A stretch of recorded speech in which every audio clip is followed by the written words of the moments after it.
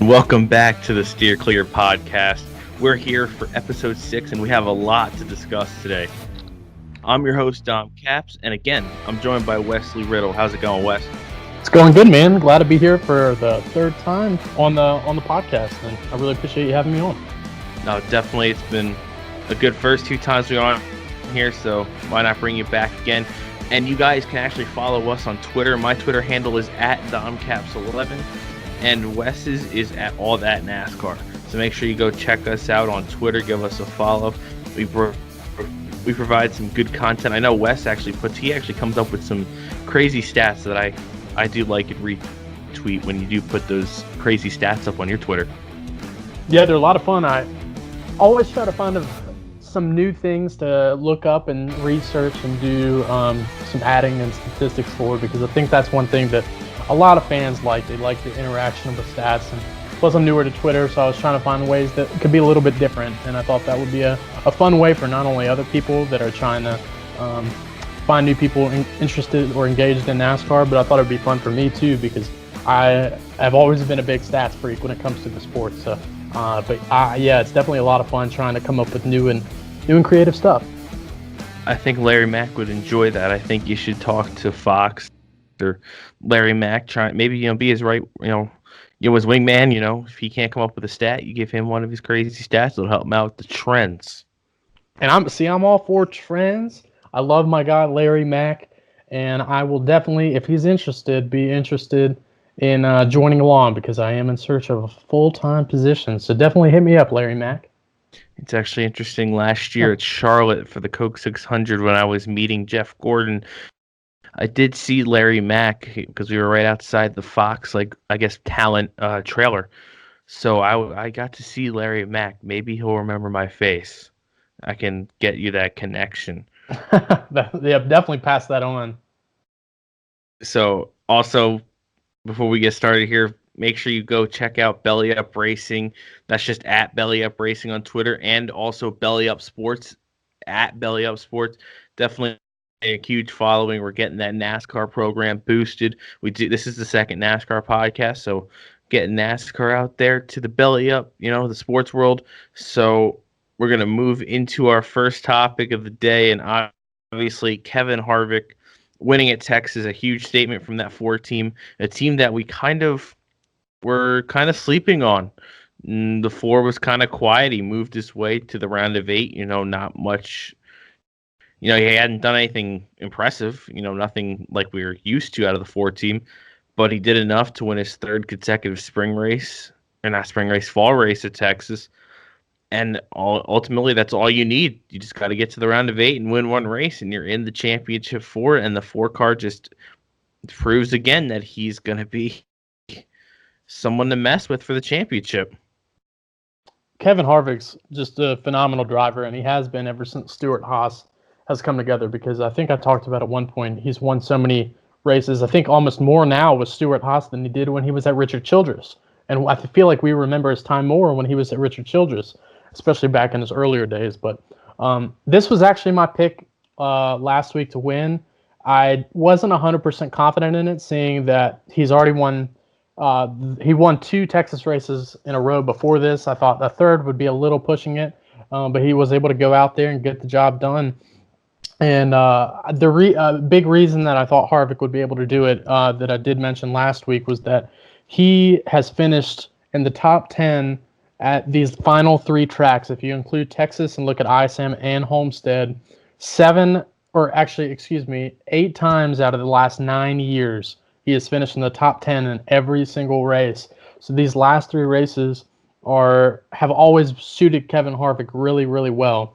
And also, if you look at Phoenix and Homestead coming up, he finishes in the top 5 there, or he has the past 5 years in a row, which is even more incredible. But Harvick put on a great performance at Texas over the weekend. And there were a few other drivers that did have good runs that were able to contend with him, but it seemed like Harvick just had a little bit more of an edge than anybody else in the race. But it was a great performance and exactly what he needed to be able to get into the Final Four for Homestead in 2 weeks.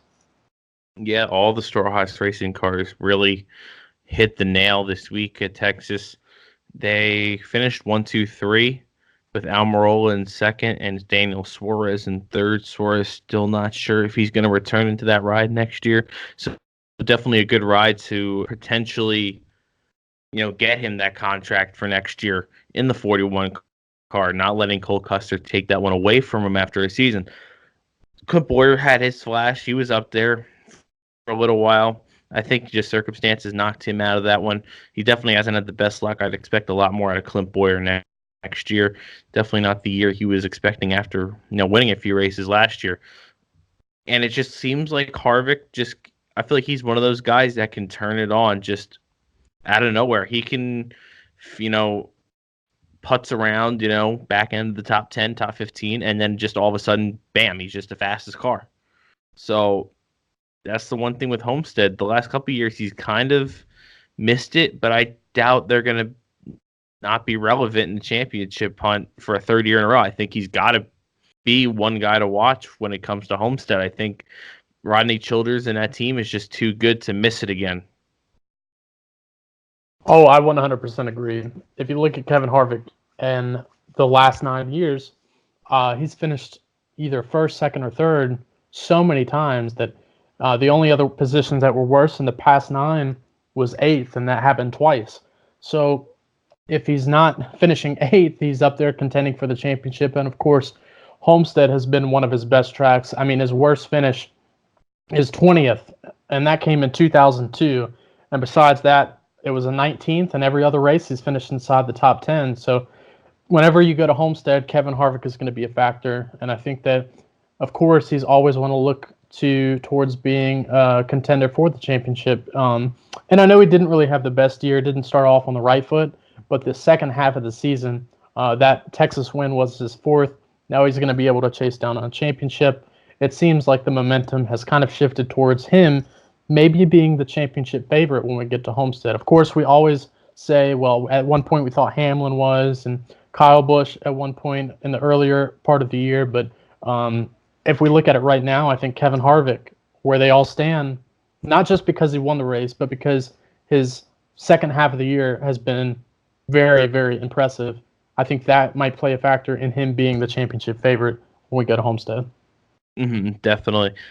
You got to look, Martin Truex Jr.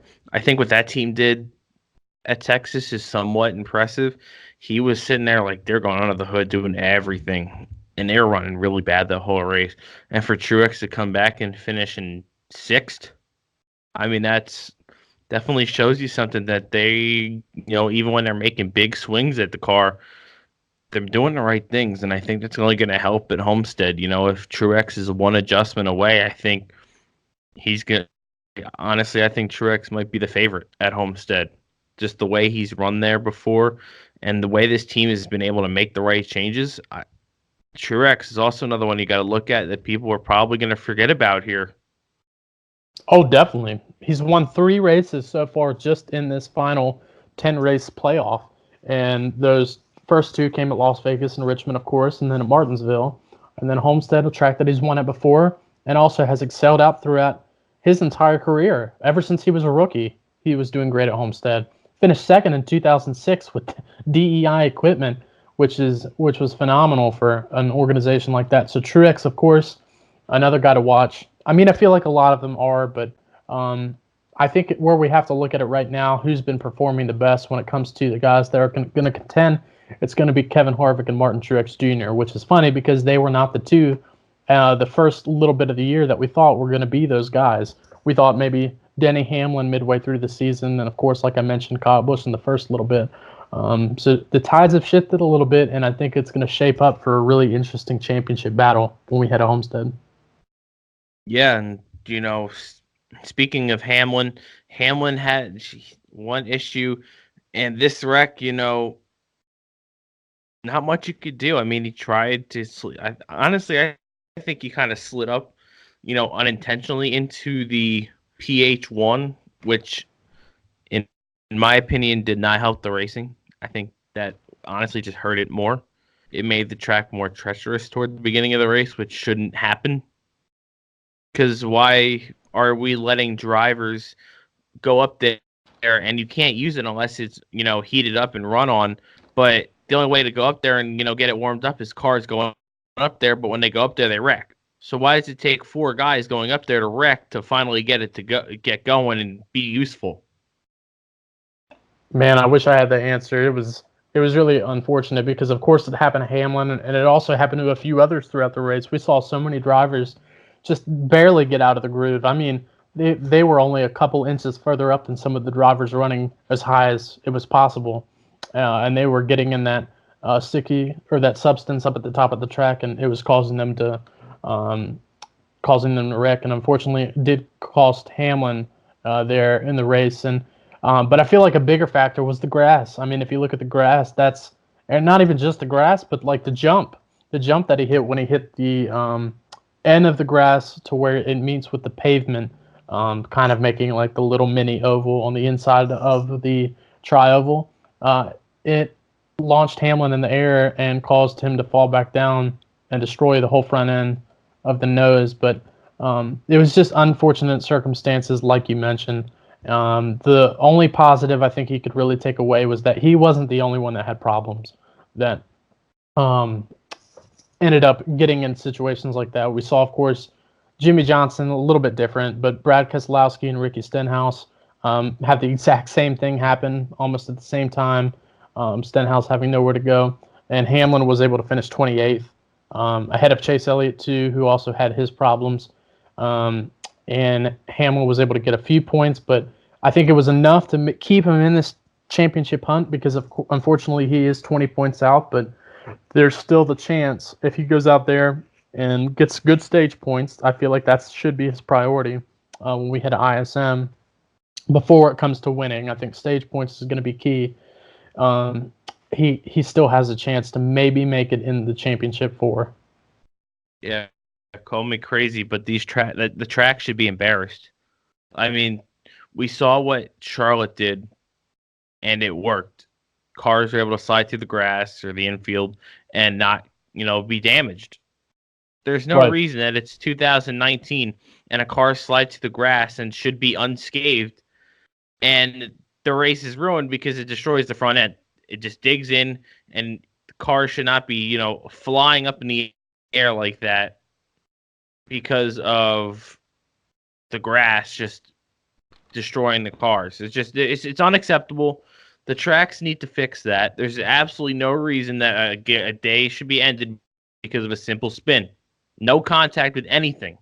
Just it's really embarrassing. Texas really needs to change that before the spring race and any other mile and a half that hasn't yet, because it's ridiculous and it's affecting a championship run. One little spin could take Denny Hamlin's season and just throw it in the trash. It's really unfortunate that it has to go down to that. Coming down to a factor that has nothing to do with even the racing of the track, because it's not the track that's biting you, it's the freaking grass.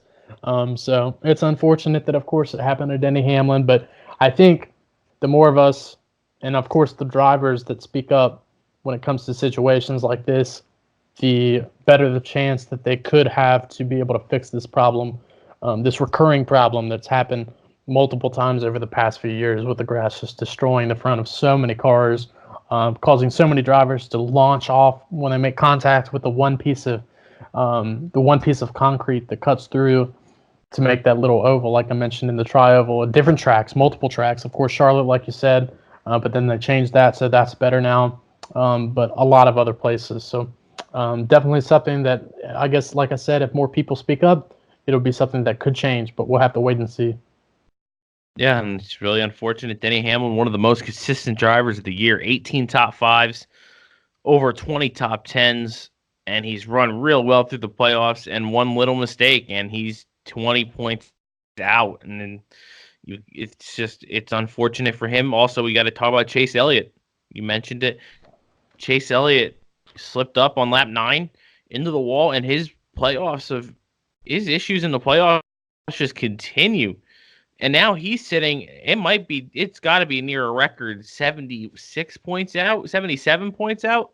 That's got to be near a record for a deficit. I think the only one that maybe might be higher was Chris Buescher when he was in there in the 34 car. But Chase Elliott, obviously, the must-win situation. Like, literally in a must-win situation. You cannot make up 77 points in one race. 60 is the most you can earn.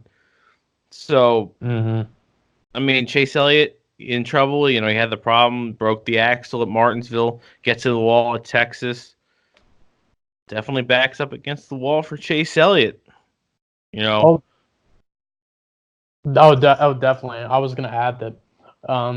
Just unfortunate for him because this is now I don't know how many times. I guess it's been 3 times. We saw at Dover, problems before the race. Then we saw at Martinsville, the problem that he was able to get in there. And then at Texas over the weekend, just gets up there a little bit too high off turn 2 and slips up because it was so early in the race that the groove just hadn't even come in yet. And somebody was trying it, and unfortunately it was Chase Elliott, and he was the one that had to bite the dust there in that situation. So unfortunate for Chase Elliott that he had to have back-to-back mistakes like this, because we speak of another driver that has had a pretty solid year with 3 victories and had great runs at Talladega and Kansas, and of course one at the Roval. That 3rd victory of the year for Chase. Just a few bad runs, and now he is completely out in a must-win situation, to where that's going to be the only way that he's going to lock his way into the Final Four, unless every other driver that's in the playoffs has a mistake. But the odds of that happening are almost 0 to none. So Chase Elliott is good at Phoenix. He's got a shot to maybe go out there and get a victory. But if it's not a victory, we will not see him in the Final Four. And I think that goes the same with a couple other drivers. But like Ryan Blaney and Kyle Larson, also kind of below the deficit, a little behind Denny Hamlin, but they've got a better shot. Chase Elliott, unfortunately, his chances are just going to come down to either finding victory lane or just coming up short. All right. And speaking of those other drivers, I want to move into the playoff picture. So with the Cup playoff picture, we're standing. Martin Truex Jr. and Kevin Harvick will be in the at Homestead, in the championship 4. We got to look at the other drivers, though. Yeah, Kyle Busch, he's 22 above the cut line. Joey Logano sits on the bubble, 20 points to the good. So you've got Hamlin in 5th, 20 out. Blaney, 23 out in 6th. Kyle Larson also tied with Blaney at 23 out. And then Chase Elliott is actually 78 out. Not like it matters. 76, 77, 78. It's all irrelevant at this point. So we'll start right off the bat. Who do you think are the last 2 to go in the Homestead? Man, that's a really tough question, because I feel like if the deficit was closer, it'd be even more difficult to talk about. But right now, I feel like Kyle Busch is going to be a lock, and I know that this second half of the season hasn't been the best for him, but Kyle Busch has still been consistent and still been leading laps. Not really so much these past few races, of course. Did struggle a little bit at Texas. Martinsville got caught up, but I mean, Richmond was in the Final Four, or in this championship race, or a championship season, in the playoffs, and he dominated there. Looked pretty good. Plus, he won at Phoenix last year, won at Phoenix here in the spring. Always finishes in the top 5 or top 10, at least in these most recent years. So Kyle Busch seems like a lock and a potential winner here at Phoenix. If it's not him, well, I guess let's say it is him, because I'm going to assume that he does get locked in. Then we have to move down to the 4th position to see who's going to lock into that spot. And I want to say that it's going to be Joey Logano, but I feel like his inconsistency might hurt him, because he hasn't really had the best season that he's been hoping for last year and the year before. I guess his best finish in the past, I'm taking a look now just because I was curious, in the past 5 Phoenix races, it's only 10th. And every other race he finished outside of the top 10. Now, he has won at Phoenix before, did win there in 2016, but I don't think he's going to be out there contending for a victory. And I think if you look at anybody below that has a chance, it could be Kyle Larson or it could be Denny Hamlin. Unfortunately, Ryan Blaney has never really been the best at Phoenix, besides getting a couple poles. And Chase Elliott is pretty solid, but I feel like his inconsistency and the competition he's going up against is just a little bit stronger. I think you have to look at either the last spot being taken by, if Joey Logano weren't to make it, either Denny Hamlin getting a victory or Kyle Larson being consistent, getting a lot of stage points, staying out of trouble, and maybe finding his way there in the top five or getting a victory in the end. So, but I do think that Joey Logano is going to lock in the last spot just because of the margin. I think he might get a few playoff points, but I don't think it's going to be like a tremendous load. But I think it'll be enough to keep him in the final four. So, curious to hear who you think. If you think it's going to be the same four, or if you think somebody else might be able to sneak their way in. So what I've got Kyle Busch. Kyle Busch, I've got him locked in. I just don't think Kyle Busch will run that poorly at Phoenix or ISM. I think either way, he's going to be there, up running toward the front. He's going to get his stage points. I think that'll do the difference. I think he'll outdo Logano in the stages, and I don't see that 18 team falling out too far. I think worst comes to worst, he finishes top 10. That's enough to outpoint Logano. Now, the fourth spot's tough. That's a tough one. I actually don't think Logano gets in. I've actually got Kyle Larson in. I've looked at Kyle Larson, in the past, 4 or 5 races at ISM. Kyle Larson's a good driver there. Kyle Larson, a couple years ago, had one of the best cars but had an engine failure. Kyle Larson has the potential to go out there and just dominate at ISM. I think it happens. I think, honestly, I could see Kyle Larson sweeping the stages and winning the race. I could see that totally happening. Kyle Larson is due for just one of those just races where he just puts on a clinic. And I think that happens this weekend. Kyle Larson I think he'll advance. He'll be the fourth guy in.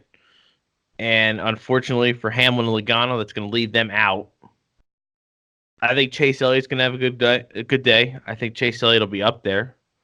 But I think, the tides are going to turn for Larson. I think, he was the guy that was used up in 2014 when Ryan Newman just sent it in there basically full throttle in the last corner, ruining Jeff Gordon's season.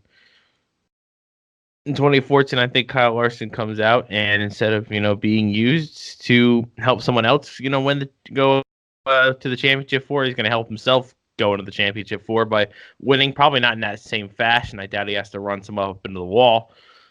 But I think Larson will win, and he'll be the final guy into the championship four. I think Kyle Larson, I think it's his time to go to the championship four finally. He's so good at Homestead. I think it's finally time for him to race there for something meaningful. I think that's a good point, and I will not be surprised at all if Kyle Larson wins. He was actually, I posted a tweet about a month ago predicting who I thought was going to be in the Final Four before some of these races kind of unfolded. And Kyle Larson, I thought was going to win at Texas, and he didn't. But Phoenix was another track that I was looking at that, like you said, it's one of his better tracks, and he's always up there contending at the top. Now, I'll talk about my pick later, who I think is going to win. But I think Kyle Larson is going to be a great, I wouldn't say sleeper. I wouldn't even call him a sleeper. I mean, he's not a sleeper. He's had a solid season, not the best, but of course, a pretty solid one. Has been up front, led some laps. But I won't be surprised at all, like you said, if Kyle Larson is able to pull it off. And if he does, I'll be very impressed. And you'll have to look out for him at Homestead because there's nobody better at Homestead. Even though he doesn't have a victory there yet, he's still the best. He's still the best at Homestead because he figured out the track way better and faster than almost anybody that's ever been there. So definitely look for Kyle Larson to be a factor this weekend. Yeah, going to be a fun race, I think. We'll get into it. We'll get more into the race itself later. But, I want to take this time now to move into Kurt Busch. Kyle Larson's teammate. He did sign a 2-year extension with Chip Ganassi Racing and Monster Energy to stay as a sponsor. Big time deal for Kurt Busch. So a lot of people thought he might have been heading out. He might have been done. He might have been retiring. But now to see Kurt Busch come back, I think that's good for the sport. Still got someone, back from, the early 2000s. I think, definitely good to, not get fully replaced by the youth movement yet. Still got those old veterans in there, a champion. I think it only helps, and you're going to have the him and Kyle Larson for the next 2 years as well. I think they're a good duo. And I think Kurt Busch can do something, actually. I think he's got some more wins up his sleeve with the one car and maybe even, a championship run. I wouldn't be surprised. Oh, I wouldn't be either. And it's good for Kurt Busch. I think that with this 2-year bonus or 2-year signing, that we could look for him to retire at the end of 2021. But that's just a speculation. You never know. Maybe he's going to want to stick around for a while because, yes, he hasn't had a chance to win a lot of races recently, but he's still consistently running up front and contending for victories. We saw him have great speed at Kansas. Over the weekend at Texas, he was really good. Won at Kentucky. Always has been strong at tracks like Atlanta and Michigan. He's going to be a factor, especially with the season that he's had. If he and the team are able to continue the momentum that they had from this year, and of course they were knocked out in the first round, but if they're able to keep finding that success that they've had so far this year, which was a great year for a team that did struggle quite a bit last year with Jamie McMurray. I think we could see Kurt Busch, like you said, get some victories and continue to be a factor. Like you said, maybe make another championship run because it has been a while since we've seen Kurt Busch up there contending for the championship. You look back all the way to his time at either Roush or his time with Penske. I feel like those were his better days of competing for the championship. But now with Chip Ganassia, he's seemed to have continued that spark, but find a little bit that he's lost because there have been a few years recently where we haven't seen him competing up front. So good for Kurt Busch sticking around. One of the older guys, like you said, in the sport, about to turn 42 next year. So, but like 42 is still young. You look at guys. Kevin Harvick's older than him. Jimmy Johnson, I think, is older than him, and they're still going at it, and they still probably have some more years in them too. So maybe Kurt Busch will stick around for longer than we think, even though this 2-year deal will end in 2021.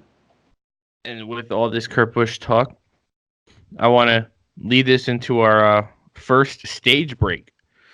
Our stage break is our new segment here on the Steer Clear podcast. For any questions from the viewers, we do have one today. It's from Chairgaten. That's at Chairgaten on Twitter if you want to go check out Chairgaten. His question is, who will last the longest in NASCAR? Kurt Busch, Kevin Harvick, or Jimmy Johnson? Wow, that was actually the question. So I actually did not know that.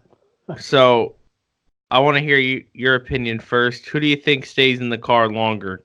Kurt, Kevin, or Jimmy?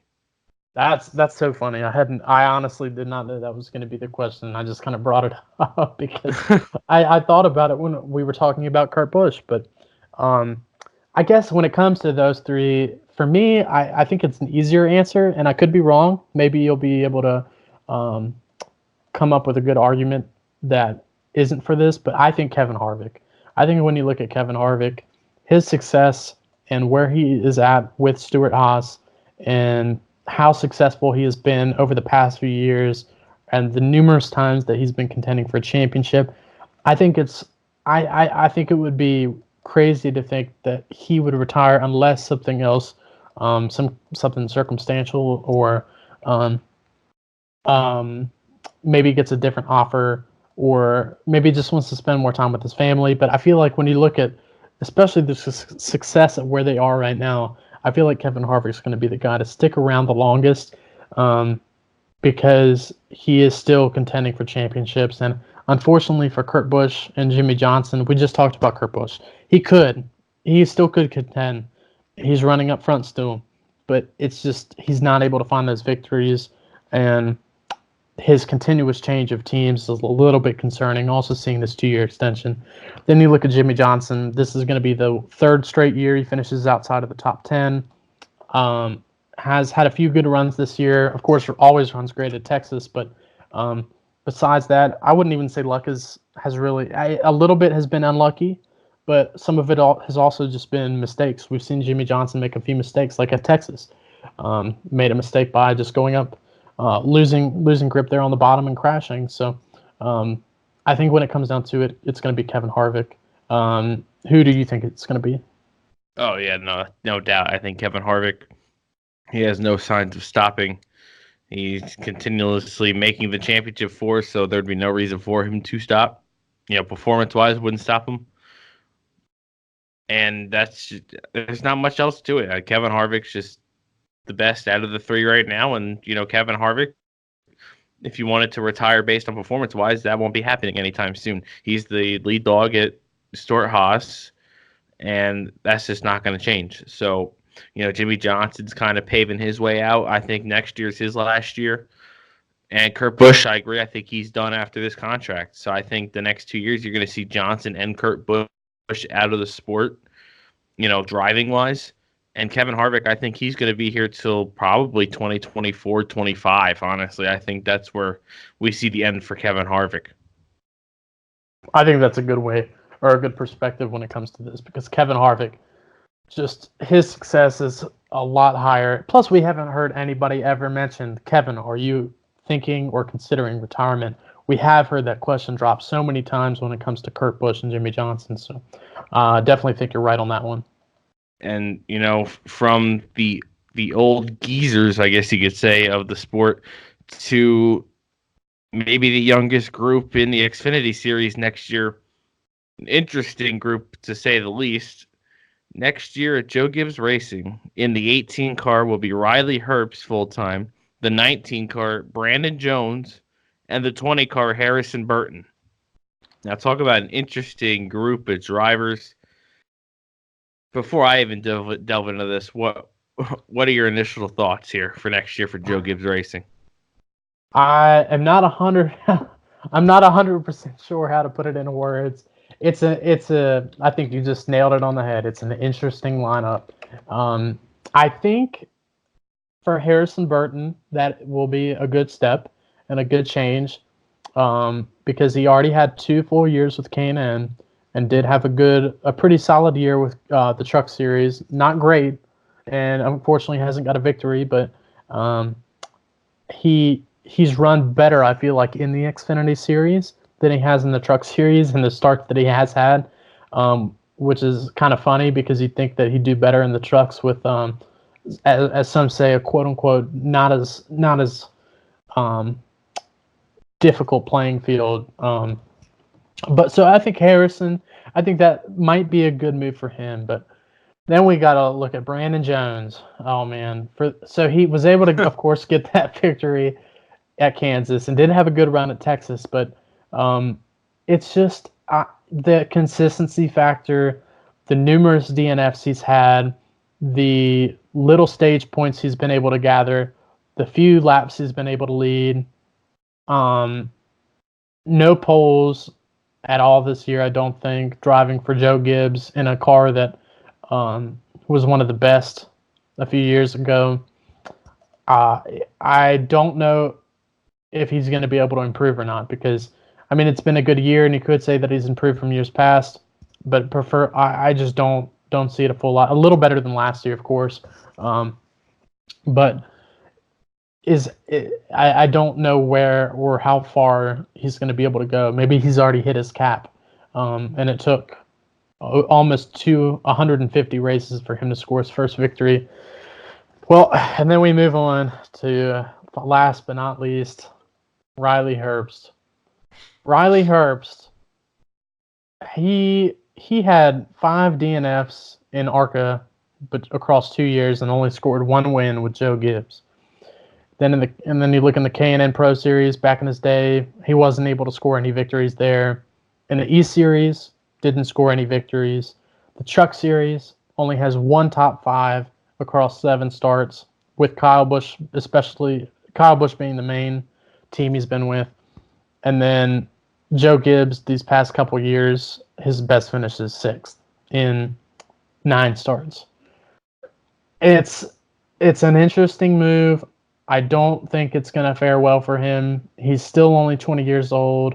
And yes, he's the same age as Harrison Burton, but I do not think he's experienced enough to be ready to move into a full-time position driving for one of the most prestigious organizations in NASCAR history, full-time, and be able to compete for a championship.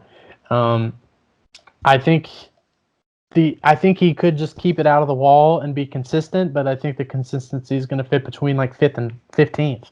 I don't think we're going to see stellar performances from him, but you never know. He might be able to go out there and surprise us. But what do you think about these final three? I did speak a lot about this, but I'm curious to hear your take. Well, I'm 20 years old. Where's my ride, Joe Gibbs? I want my chance here. I think I could do pretty good behind the wheel. No, but for real, can you imagine a team next year where the veteran, quote unquote, leader is Brandon Jones? I can't at all. Brandon Jones. It's crazy. The leader of Joe Gibbs Racing is Brandon Jones, whose best finish in points in the Xfinity is 9th. He hasn't made it out of the round of 12 in Joe Gibbs equipment. He needed a lap car to take out the top two guys, and then he needed the next top two guys to run each other up the racetrack to win.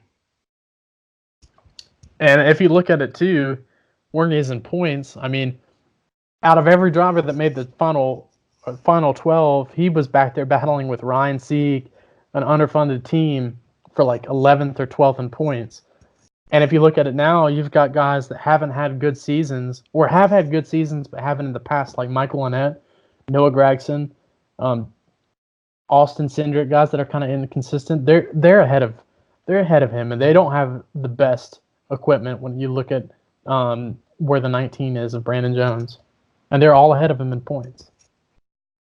Brandon Jones last year finished 9th in points. That was around Ross Chastain in underfunded 4-car. He finished ahead of Ryan Reed, and that's Ryan Reed. And he finished ahead of Ryan Truex in the 11-car. I mean, he finished behind Matt Tifft, who took over. They were the two that swapped rides. Mm-hmm. He finished behind Austin Cindric, who I don't even think is that good. Brandon Jones last year had 2 top 5s. Go ahead. He had 2 top 5s in a Joe Gibbs racing car. That's crazy. I was going to add that if you look at 2017 too, driving for Richard Childress, he finished behind Ryan Sieg, J.J. Yaley, Ross Chastain in the 4, Blake Cook, and Jeremy Clements, all in points. Those are the names he finished behind, and that was in 2017, driving for Richard Childress. J.J. Yaley finished 14th. J.J. Yaley is one of the biggest busts in NASCAR history. Beat Brandon Jones by 2 spots, driving for TriStar Motorsports. Can you believe that? It's incredible. Unbelievable. And the future for Joe Gibbs Racing is Brandon Jones being the leader of the Xfinity program. That is just unbelievable.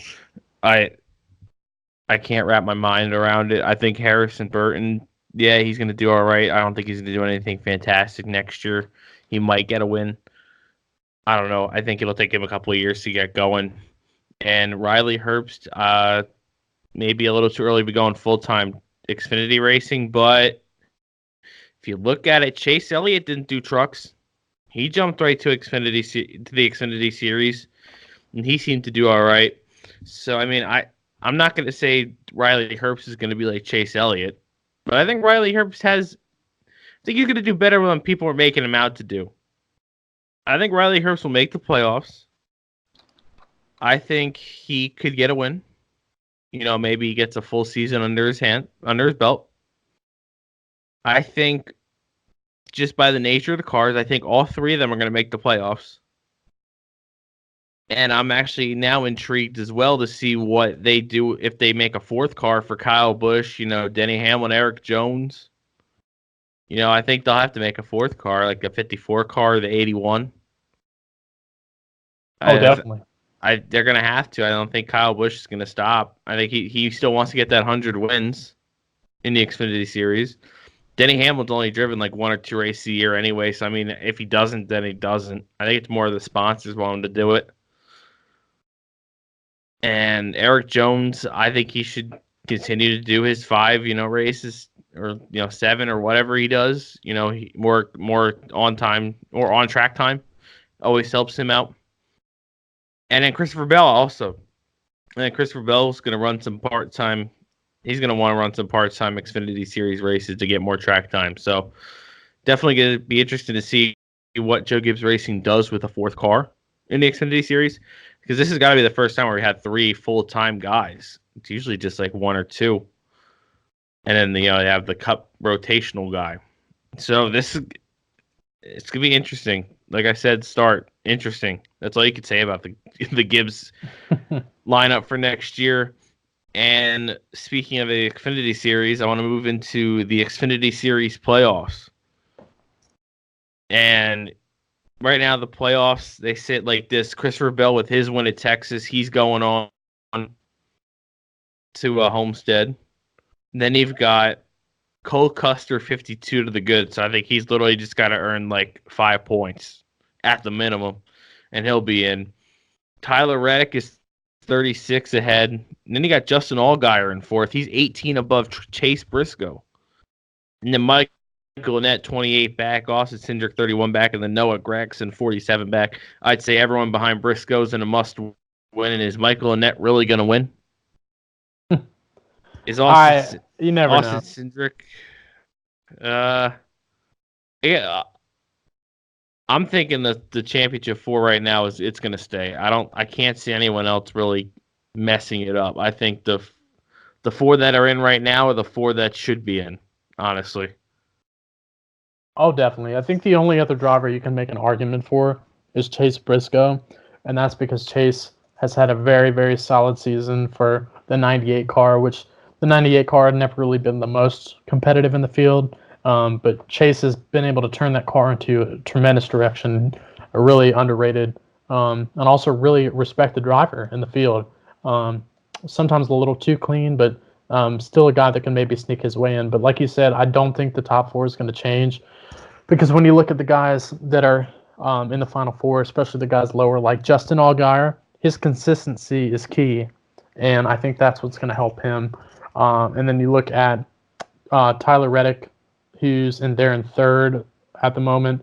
Unfortunately, hasn't really been as consistent as he was earlier in the year. But Tyler Reddick always has fast speed, and I think he'll be up there contending for playoff points, and maybe a little more conservative to make sure that he doesn't blow a potential gap that he has to let one of those 4 outside sneak their way into the top 4. But like you said, I don't know. I don't see it changing either unless it's Chase Briscoe, but I don't even think Chase Briscoe is going to go out there and get a victory when you've got Christopher Bell and Cole Custer and Tyler Reddick all extremely, extremely good when it comes to Phoenix or ISM. You've got Michael Annett, like you said, Michael Annett, Austin Cindric, Noah Gragson. They're probably all going to finish in the top 10, but I don't think they're going to finish in the top 5. I think they're just going to be the guys that kind of make the running order what it usually is, and because I feel like the running order always kind of reflects what the point standings look like. So I think that's might be kind of how they finish when it gets to the end of things. But if like I said, if it's anybody, I think Chase Briscoe. But I do agree. I think it's going to stay the same and shape up for a really, really interesting battle at Homestead, because they always, all 4 of them, always run up front. You know what's crazy? Looking at it, 31 races into the Xfinity Series season. Tyler Reddick has 22 top 5s and 25 top 10s. Now that's insane. I didn't even notice this until now. And Christopher Bell's got 19 top 5s, 20 top 10s, and 20 stage wins. That's ridiculous. With 8 wins, Cole Custer got 7 wins. Tyler Reddick with 5 wins. If one of those 3 don't win the championship, it's just a travesty. Oh, 100%. It would be such an unfortunate turn of events. The amount of wins that they have, like you said, all the stage points, the laps led. Christopher Bell's almost led 2,000 laps. That's like Kyle Busch stats when it comes to the Xfinity Series. Christopher Bell has like the the second best win percentage behind Kyle Busch, like ever, I think, in the Xfinity series. Like with drivers that have more than a certain amount of starts, of course, but he's won 16 races and 72 starts. That's insane. Hmm. It would definitely be unfortunate if something catastrophic happens to all three and somehow Allgaier wins, which good for Allgaier if he somehow does. He's never won a championship. He's come close so many times, but he hasn't won a race this year. It's been a good year, but it hasn't been a phenomenal one. It would just be unfortunate to see any of the three have something go wrong. But for any of the three, I think it'd be fine to see who wins the championship because they've all been competitive. Yeah, definitely, and it'll be a fun Phoenix race. ISM, I call it Phoenix. And yeah, I think you look at it. Yeah, I think it's going to be between Allgaier and Briscoe. I think Allgaier is going to hold on unless Briscoe wins. But I would not be surprised if Christopher Bell went out and won. It's actually unfamiliar situation for Christopher Bell. Last year he came into ISM having to win, and he did. So this year he's got a lot more he can relax. And I think this season means a lot for Christopher Bell. This could be his last time running for an Xfinity championship. He could be that next driver to have a chance at maybe being the first guy to win a championship in all three top series. Oh, yeah. I think when you look at it, Christopher Bell's probably the best driver and the only driver that has a chance to do that. And, of course, he is going to be driving in the 95, but his success is just undeniably incredible for a guy that's only 24 years old, coming up on his 25th birthday in December. So Christopher Bell, just a phenomenal driver. He's going to be contending for wins when he gets to the Monster Energy Cup Series next year.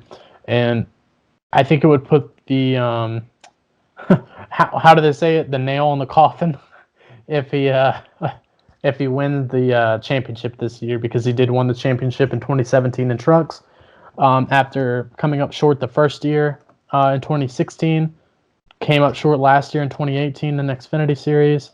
Now he's looking for the first championship here with a potential 9th win this season. I think Christopher Bell. Definitely, he's a guy that deserves a championship, but also, like you said, to look out for as a potential 3-time champion in a few years from now. And as Marty Reed would say, the nail in the final coffin. That's what it was. Of the competitors. And moving on from the Xfinity Series, we'll go to the Truck Series playoffs. We'll update you on that. No one locked in, actually. Brett Moffitt's looking good. He's 45 points to the good. Stuart Friesen, he's 35 to the good. Ross Chastain, 20 to the good. And then Austin Hill on the bubble, 9 points over Matt Crafton, and then Tyler Ankram's 15 out. So that's a close battle. It's the closest one we're going to see this weekend. Matt Crafton could gain 9 points on Austin Hill in one stage. So it's going to be interesting. I think this is going to be a fun little battle on Friday night, or tomorrow night, actually, to see who, is going to move on to the championship 4. I think Moffitt and Friesen, I think they're locked. It's going to be hard to gain 35 points. And Ross Chastain is I think he's in. He's just on that, he can't afford a mistake. If he runs like he's been running, I think he'll be all right. Right. Just, who are you picking out of Austin Hill, Matt Crafton, and Tyler Ankram to advance? Man, that's a real tough one, because if you look at where everybody is, Austin Hill, he's a phenomenal driver, but this year he's just shown so much inconsistency driving for the 16. He's DNF 6 times just in the season, and I think it ranks one of the highest out of the year, just behind Natalie Decker and Norm Benning or something like that. So Austin Hill, unfortunately, has shown great speed, but he just hasn't nailed that consistency. And at Phoenix, the past 2 years, he's crashed out of both. Then you look at Tyler Ankram, another guy that kind of struggles with the consistency, was able to get a victory this year, but just inconsistency in his schedule. So I feel like if anybody's going to do it or sneak their way in at the moment, there's only 2 guys that could, but I think it'll be Matt Crafton.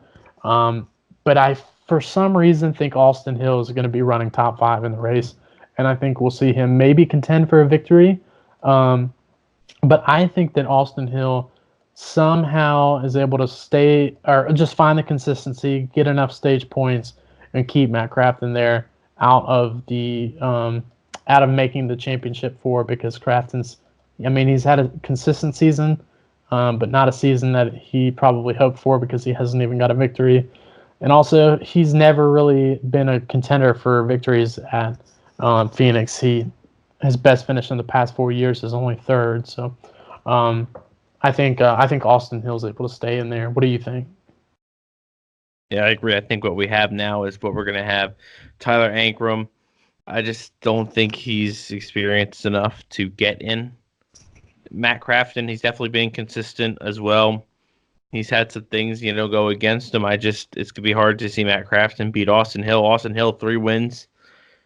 I like Austin Hill. That team made it to the championship four. They actually won the championship last year. So I think we'll see that team, make it to the championship four again. I think the four that are in right now, we're not going to see any change. And it's going to be Brett Moffitt, Stuart Friesen, Ross Chastain, and Austin Hill battling for the championship. And I think that'll be a fun battle to watch. I think that definitely got to tune into the Truck Series the next 2 weeks. I'm going to be watching every race the next 2 weeks. I think it's going to be interesting to see what happens, and I think it's going to make for a good ending for the series. Good ending for this season.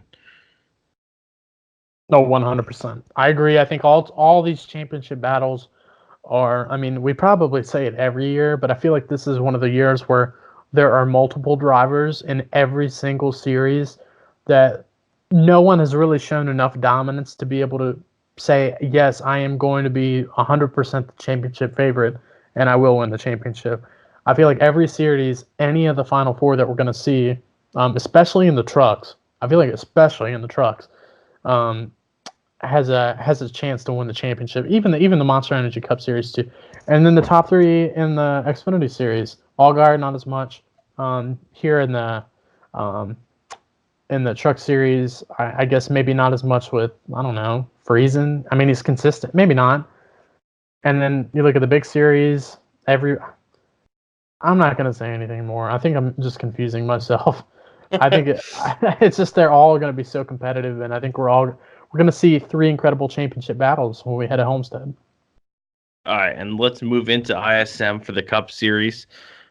I think this is going to be an interesting race. I think one guy to definitely, I want to start out, one guy to look out for, Chase Elliott. I think Chase Elliott, honestly, being this far back, it sets him up pretty nicely. He doesn't have to worry about that battle of, oh, should I fight for some stage points or should I go for the race winning strategy? It's win or go home. So he's only going to be thinking about the race winning. He's not thinking about stages. So, whenever you get that, if you get a late caution in the stage, he's coming in the pit. There's no reason for him to stay out to try to win the stage. He's got to look at the strategy to get him up front for the end, and I think that's going to help him. He's not in that spot of like Larson, Logano, Blaney, Hamlin, where they could be like, well, we could go for these stage points and see if can point our way in. No, for Chase Elliott, it's only win. He's going to be on that strategy of basically setting himself up for that final stage to be up front. And Chase Elliott's no slouch there. I'd say Chase Elliott's he's playing with house money. He's going to do whatever he can to win. So I think that's one to look out for. And I think this week it's going to be a good race. I think it's going to get crazy toward the end. I wouldn't be surprised if we saw multiple late race cautions. I think the energy is just going to be so ramped up, and we're going to see drivers do what they don't usually do throughout the season. They're going to make some moves they don't usually make, and it's all to get into the championship four.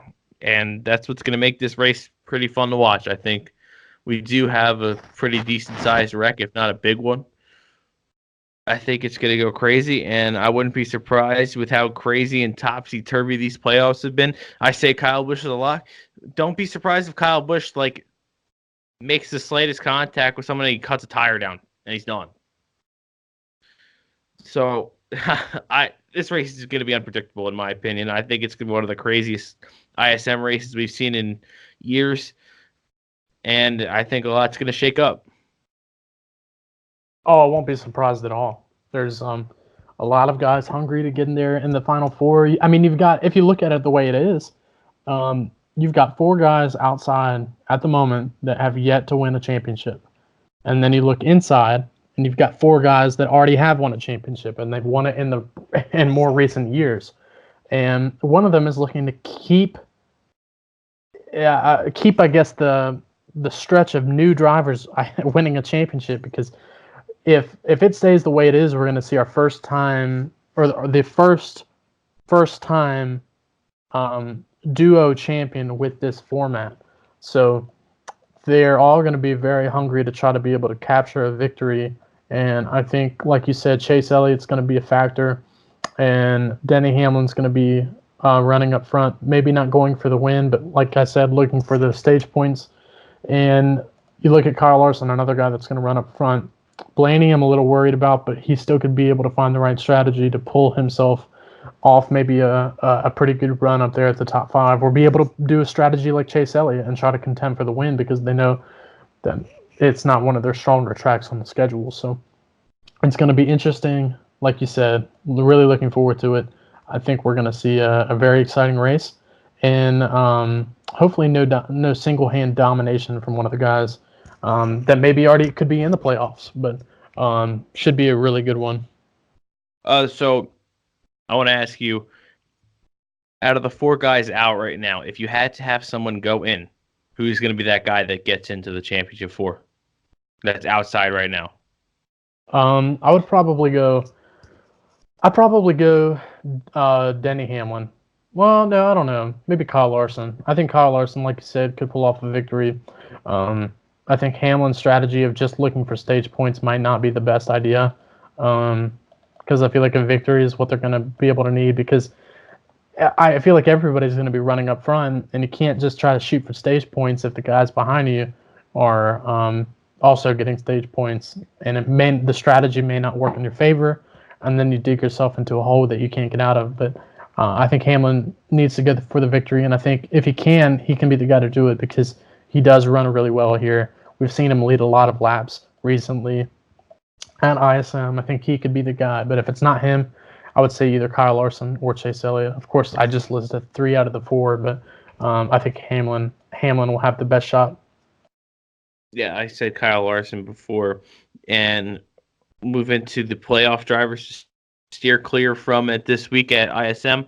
I think the 2 you got to look, or steer clear of, Ryan Blaney. Ryan Blaney, I think it's just, I don't think he's going to have the best day. I think he might be around that top 10, maybe breaks the top 5 a little bit. I just don't think it's going to be enough. And Martin Truex Jr., I don't think they're going to be focusing too much on this race. We saw it at Texas. They were taking some wild swings, and I think this race really means nothing for Martin Truex Jr. and that team, so I think he'll be probably, mid-pack this week, so don't expect too much from the 19 team. For me, I've got Chase Elliott, or not Chase Elliott. I also have Ryan Blaney.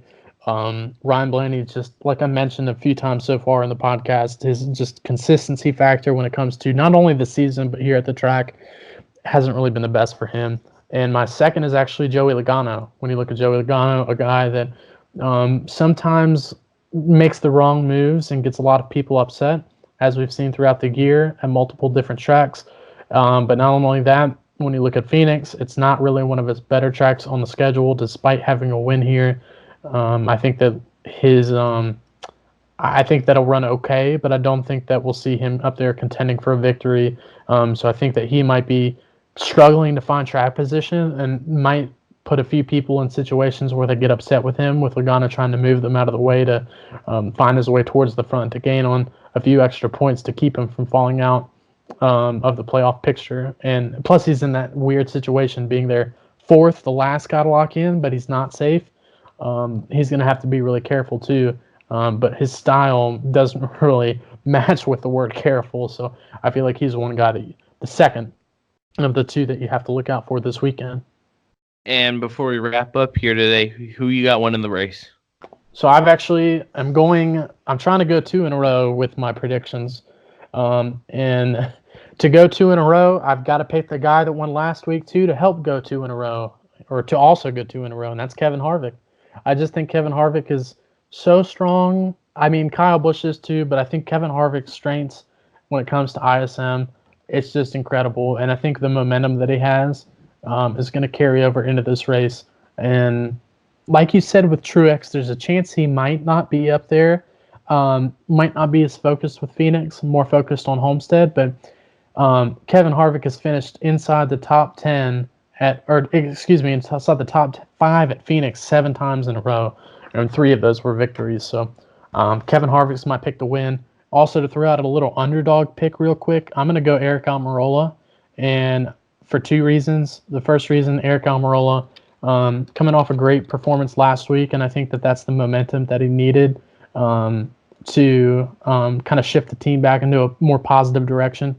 And of course, his teammates with Kevin Harvick, but 2, he's always done good at Phoenix. He's always running up front.